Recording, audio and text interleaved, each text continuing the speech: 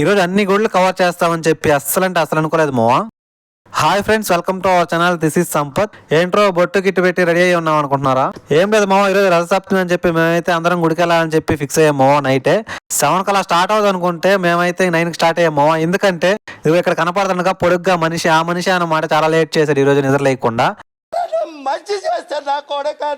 ఇంకా అలా కూడా 9కి స్టార్ట్ అయిపోయాము. మేమైతే మార్తలిలో ఉన్న గుడ్లని తిరిగేసాము. ఫస్ట్ అయితే సుబ్రహ్మణ్య స్వామి గుడికి అయితే వెళ్ళాం. అసలు రథసప్తమి అంటే ఏంటంటే సూర్యుడు జన్మించిన రోజు అంటే ఈ రోజు. అలానే సూర్యుడు దక్షిణాయనం నుంచి ఉత్తరాయణానికి మారే క్రమంలో రథం అనేది ఉత్తర దిశగా ప్రయాణాన్ని ప్రారంభిస్తుందంట. అందుకే ఈ రోజు మనం రథసప్తమి అంటారంట.